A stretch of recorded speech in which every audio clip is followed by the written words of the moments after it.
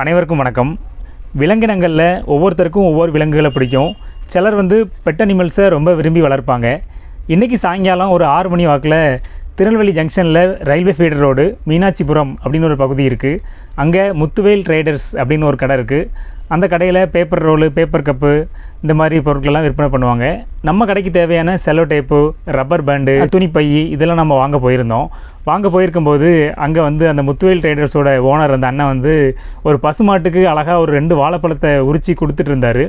அந்த பசுமாடு ரோட்டில் நிற்கலை, 2 படி ஏறி அவரோட கடை வாசலில் நின்றுது.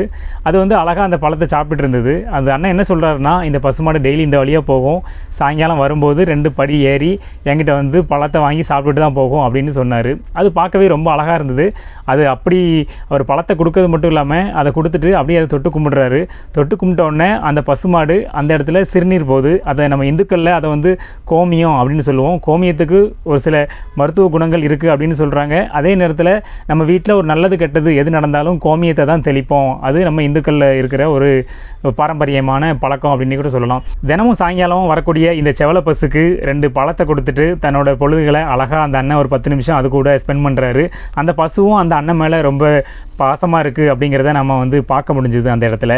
இன்றைக்கி மாண்புமிகு டெல்லி உச்சநீதிமன்றத்தில் தெருநாய் சம்மந்தப்பட்ட வழக்கு விசாரணையில் மாண்புமிகு உச்சநீதிமன்ற நீதிபதி விக்ரம்நாத் ஒரு விஷயத்தை சொல்லியிருக்காங்க. என்ன சொல்லியிருக்காங்கன்னா, தெருநாய் அதால் ஏற்படுற பாதிப்புகளுக்கு நாய் பிரியர்களும் அதுக்கு உணவு கொடுக்கவங்களுக்கும், அதாவது அதுக்கு சாப்பாடு போடுவாங்கள்ல தெருநாய்களுக்கு, அவங்களுக்கும் அதில் கூட்டு பொறுப்பு இருக்குது அப்படிங்கிற மாதிரி ஒரு விஷயத்தை ஒரு கருத்தை சொல்லியிருக்காங்க.